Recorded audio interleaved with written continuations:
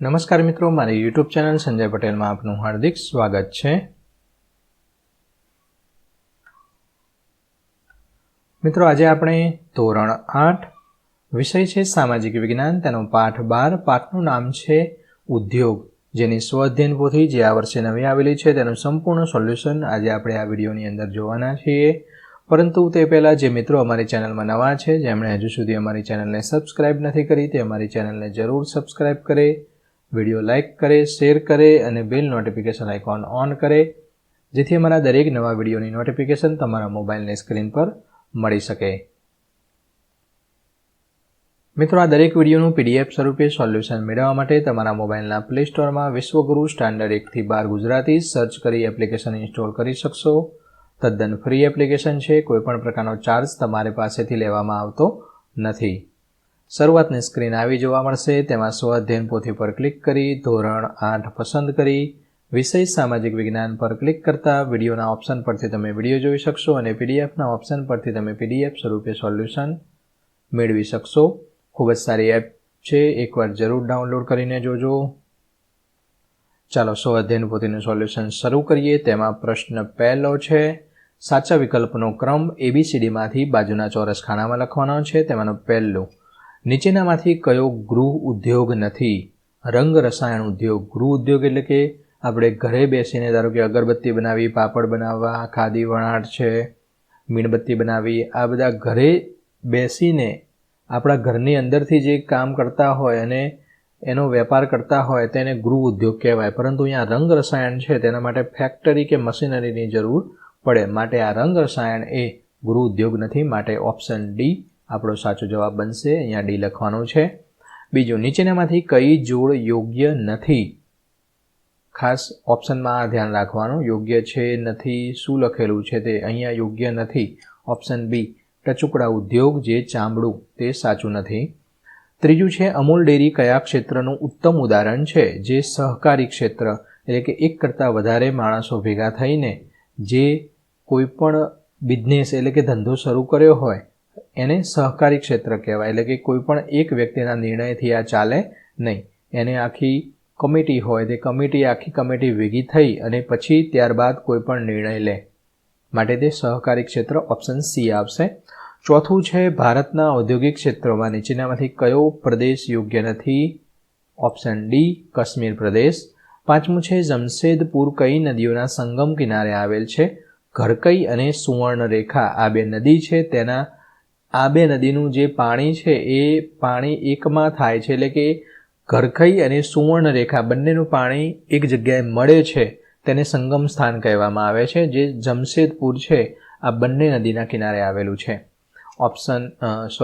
છઠ્ઠો પ્રશ્ન છે, તેમાં ઓપ્શન એ જવાબ આવશે, એક્રેલિક। સાતમાની અંદર ઓપ્શન સી મુંબઈ।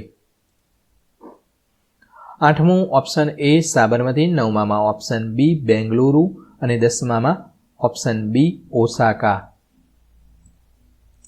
મિત્રો, એક તમારા માટે ખાસ સૂચના છે, આ એક અમારી વ્યક્તિગત ચેનલ છે જેની અંદર તમે આ વિડીયો જોઈ રહ્યા છો અને આ વ્યક્તિગત ચેનલની અંદર જે કોઈ પણ જવાબ આપવામાં આવી રહ્યા છે તે અમારા વિચારોને આધીન આપવામાં આવી રહ્યા છે, માટે આ સોલ્યુશન પૂરતું જ છે। ના સમજાય તો જ મારા વિડીયોનો સહારો લેવાનો છે, બાકી જાતે લખવાનો પ્રયત્ન કરવાનો છે। પ્રશ્ન 2 ખાલી જગ્યા પૂર્ણ કરો। તેમાંની પહેલી ખાલી જગ્યા, મોટા કદના ઉદ્યોગમાં 10 કરોડથી વધુ મૂડીરોકાણ હોય છે। એટલે કે મોટા કદના ઉદ્યોગ હોય તેમાં 10 કરોડ કરતાં વધુ મૂડીરોકાણ થયેલું હોય તેને મોટા કદના ઉદ્યોગ કહેવાય, બાકીના બધા સ્મોલ બિઝનેસને એવું કહેવાય। બીજું, સિલિકોન વેલી અમેરિકા દેશનું શહેર છે। ત્રીજાની અંદર કાપડ ઉદ્યોગ, ચોથામાં લોખંડ પોલાદ, પાંચમાની અંદર સાર્વજનિક। પ્રશ્ન 3 જોડકા જોડવાના છે, આની સામે બ આપેલું છે, બનો ABCDનો ક્રમ જવાબ સ્વરૂપે લખવાનો છે। પહેલું સુતરાઉ કાપડ, ઓપ્શન ઈ કૃષિ આધારિત ઉદ્યોગ। બીજું ચર્મ ઉદ્યોગ, પ્રાણીને આધારિત છે, પ્રાણીઓમાંથી ચામડું મળે છે, માટે ઓપ્શન ડી પશુ આધારિત ઉદ્યોગ છે। ત્રીજું મત્સ્ય પ્રસંસ્કરણ ઉદ્યોગ, ઓપ્શન બી સમુદ્ર આધારિત છે। કાગળ ઉદ્યોગ, ઓપ્શન એ વન આધારિત એટલે કે વનસ્પતિમાંથી કાગળ બને છે, તો તે ઓપ્શન એ આવશે। અને પાંચમું સિમેન્ટ ઉદ્યોગ, ઓપ્શન સી ખનિજ આધારિત ઉદ્યોગ છે.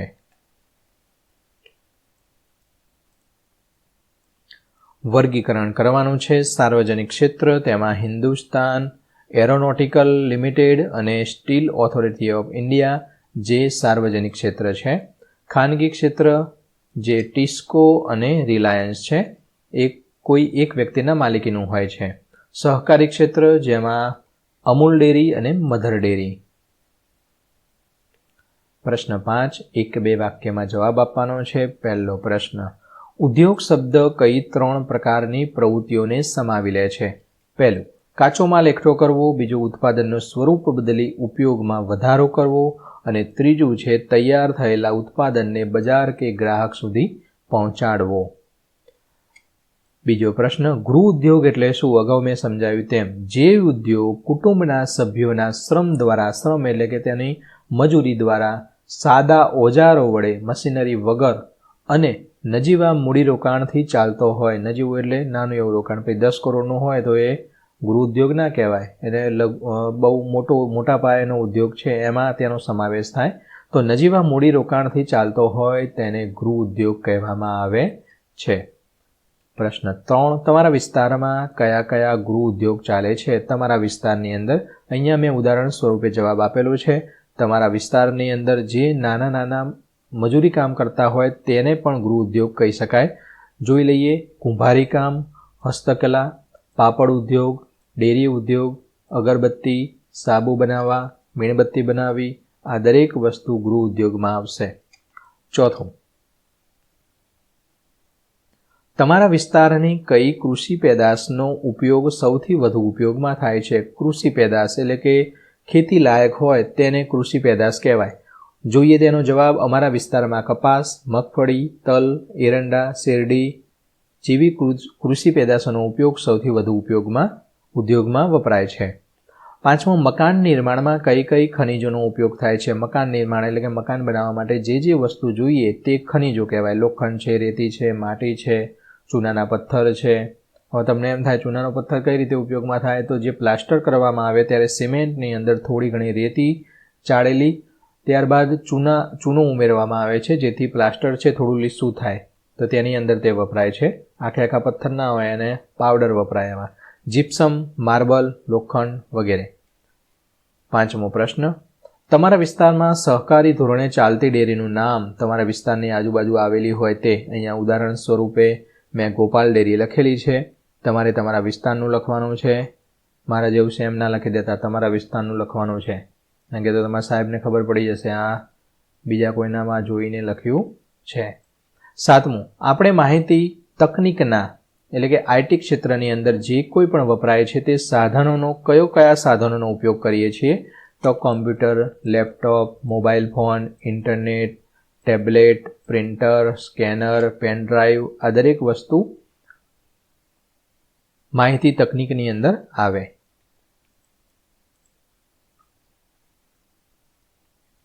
પ્રશ્ન 8, તમે વર્ષ દરમિયાન કયા કયા રેસામાંથી બનેલ કાપડનો ઉપયોગ કરો છો? શિયાળો, ઉનાળો અને ચોમાસોની અંદર આપણે જે કોઈ પણ વપરાય છે એ દરેક રેસાની અંદર જ આવે. ધારો કે સુતરાઉ કાપડ છે ઉનાળામાં પહેરીએ, ઊનનું કાપડ છે શિયાળામાં પહેરીએ, આ બધા રેસાઓ જ કહેવાય. નાયલોન અને પોલિએસ્ટરથી બનેલા કાપડનો ઉપયોગ કરીએ છીએ. 9મું, ભારતના કયા કયા શહેરમાં કાપડ ઉદ્યોગનો વિકાસ થયો છે? તો ભારતના કોઈમ્બતુર, કાનપુર, ચેન્નઈ, અમદાવાદ, મુંબઈ, કોલકાતા, લુધિયાણા, પંડુચેરી, પાલીપતમાં આ દરેક જગ્યાએ કાપડનો ઉદ્યોગ વિકસ્યો છે. શરૂઆતમાં અમદાવાદની અંદર 108 કરતાં પણ વધારે કાપડની મિલો હતી, પરંતુ અમદાવાદ છે એ કાપડનું મેન્ચેસ્ટર કહેવામાં આવતું હતું. પરંતુ જ્યાં ફેક્ટરી આવી અને ફેક્ટરીની અંદર સસ્તા ભાવે કાપડનું નિર્માણ થવા લાગ્યું અને કપડાં વેચાવા માંડ્યા, ત્યારબાદ આ જે મિલો છે તે બંધ થઈ ગઈ. તો એ અમદાવાદ છે તે પણ ગુજરાતનું મોખરાનું સ્થાન ધરાવતું હતું કાપડ ક્ષેત્રની અંદર. 10મું છે, લોખંડ પોલાદ ઉદ્યોગ ભારતના કયા 4 શહેરમાં ફેલાયેલ છે? તો લોખંડ પોલાદ ઉદ્યોગ ભારતના ભદ્રાવતી, વિજયનગર, વિશાખાપટ્ટનમ અને સાલેમ શહેરની અંદર ફેલાયેલો છે. પ્રશ્ન 6, ટૂંક નોંધ લખવાની છે. તેમાં પહેલી ટૂંક નોંધ છે, ઉદ્યોગોની સ્થાપના માટે જરૂરી પરિબળો જણાવો. તો તેની ટૂંક નોંધ જોઈએ. ઉદ્યોગોની સ્થાપના માટે કાચા માલની ઉપલબ્ધતા, એટલે કે કોઈ પણ ઉદ્યોગ સ્થાપવો હોય તો કાચો માલ, ધારો કે ફર્નિચર બનાવવું હોય તો લાકડું જોઈએ. લાકડું શેમાંથી મળે? વનસ્પતિમાંથી. તો જે આ વનસ્પતિમાંથી જે લાકડું મળે છે તેને કાચો માલ કહેવાય.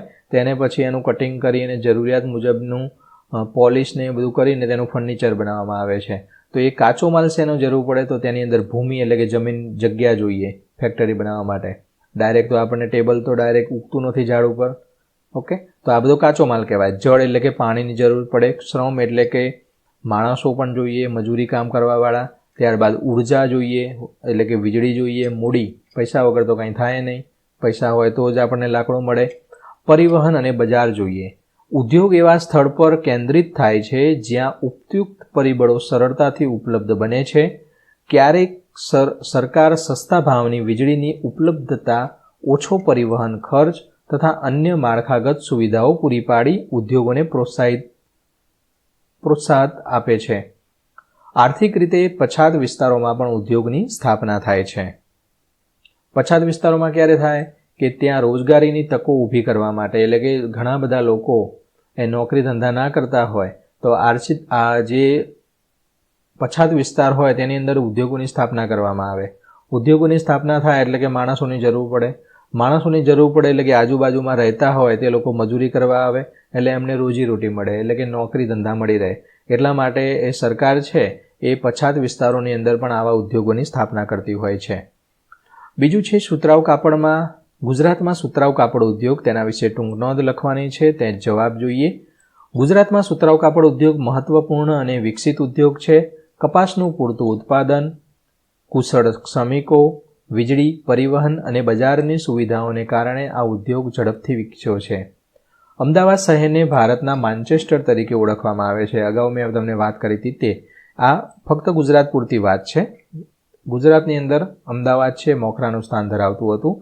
સાબરમતી નદીના કિનારે આવેલ હોવાથી પાણીની સુવિધા મળી રહેતી. અગાઉ કીધું ને, ઉદ્યોગ કે કોઈ પણ બિઝનેસ કરવો હોય તો આ કાચો માલ છે, વીજળી છે, પાણી છે, આ બધું સરળતાથી મળવું જોઈએ.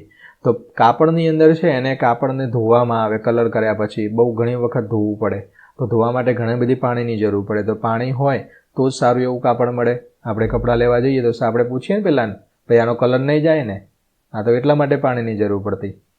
તો વાહન વ્યવહારની પૂરતી સુવિધા મળે. આ સિવાય સુરત, વડોદરા, રાજકોટ, ભાવનગર વગેરે શહેરોમાં પણ સુતરાઉ કાપડનો ઉદ્યોગ વિકસ્યો હતો. ત્રીજી ટૂંક નોંધ. Tata iron and steel company, Jamshedpur Tata. તો ઈસવીસન 1947 એટલે કે 1947 જ્યારે આપણો દેશ આઝાદ થયો હતો, 15મી ઓગસ્ટ 1947, એ પહેલાં ભારતમાં ફક્ત એક જ સ્ટીલનું કારખાનું હતું, જે Tata iron and steel company limited એક ખાનગી માલિકીનું કારખાનું હતું. સ્વતંત્રતા પછી સરકારે લોખંડ પોલાદ ઉદ્યોગનો વિકાસ કર્યો. ટિસ્કોની સ્થાપના ઈસવીસન 1907માં ચાક્ષી ખાતે થઈ હતી. ઈસવીસન 1922થી સ્ટીલનું ઉત્પાદન શરૂ થયું હતું. ચાક્ષી સુવર્ણરેખા અને પરકાઈ નદીઓનો સંગમ નજીક આવેલું છે. આ સ્થળ બંગાળ, નાગપુર રેલ માર્ગની નજીક હોવાથી પસંદ કરાયું હતું. કેમ? કારણ કે લોખંડ છે તે વધારે વજનવાળું હોય. કોઈ પણ ગાડીની અંદર મોકલવું હોય તો તેનો પેટ્રોલ ડીઝલને ખર્ચ વધારે આવતો અને ઓછો સામાન તેની અંદર સમાતો હતો. જ્યારે રેલ માર્ગ હોય, ટ્રેનની અંદર ઘણા બધા ડબ્બા, એક જ એન્જિન હોય, જેટલું સામાન ભરવો હોય એટલા ડબ્બા જોઈન કરી દેવાના. અને રેલ માર્ગ હોય તો રેલમાંથી તેમને ઓછામાં તે માલ સામાન છે એક જગ્યાએથી બીજી જગ્યાએ પહોંચાડી શકાતો. એટલા માટે રેલ માર્ગ નજીક હતો. એ માટે આ ટાટા સ્ટીલ કંપનીને જમશેદપુર ખાતે બનાવવાનું નક્કી કરવામાં આવ્યું હતું. અહીંયા કેટલીક પ્રવૃત્તિ આપેલી છે. આ પ્રવૃત્તિ તમારે જોઈ લેવાની છે, જેની અંદર ભારતમાં ઉત્પાદિત થતા કાપડની યાદી બનાવવાની છે. કોઈ એક કાપડ વિશે તમારે સચિત્ર નોંધ તૈયાર કરવાની છે. સચિત્ર એટલે કે તેનો ચિત્રનો પણ ફોટો હોય તો તે ચિપકાવવાનો છે. બીજી છે લોખંડની માનવજાતના વિકાસમાં ભૂમિકા વિશે નોંધ તૈયાર કરો. એટલે કે લોખંડનો વિકાસ થતાં, લોખંડ પોલાદનો ઉપયોગ કરતા માનવજાત એટલે કે માનવીના વિકાસમાં શું પરિવર્તન આવ્યું એ પણ તમે તૈયાર કરી શકો. ઉદાહરણ તરીકે જોઈએ તો જો લોખંડની શોધ ના થઈ હોત તો આપણે આવા પાકા મકાનની અંદર રહી શકત નહીં. ઝૂંપડામાં કે એમાં જ રહેવું પડે. તો આ આપણું માનવ જીવનમાં ફેરફાર આવ્યો છે. એના કારણે લોખંડ પોલાદ ઉદ્યોગના કારણે. તો આના વિશે પણ તમે તે રીતે ટૂંક નોટ લખી શકો. તો મિત્રો, આશા રાખું કે આ વિડીયો છે તેનું સોલ્યુશન તમને સારી રીતે સમજાઈ ગયું હશે. દરેક વિડીયોનું PDF સ્વરૂપે સોલ્યુશન મેળવવા વિશ્વગુરુ એપ ઇન્સ્ટોલ કરો. તદ્દન ફ્રી છે. કોઈપણ પ્રકારનો ચાર્જ તમારે એપ્લિકેશન વાપરવાનો આપવાનો નથી. આ સિવાય તમારે કયા વિષયનું સોલ્યુશન જોઈએ છે તે તમે કોમેન્ટમાં જરૂર જણાવો, જેથી અમે એ વિષય પર સોલ્યુશન તૈયાર કરી શકીએ. ફરી મળીશું આગળના વિડીયોમાં. ત્યાં સુધી આવજો.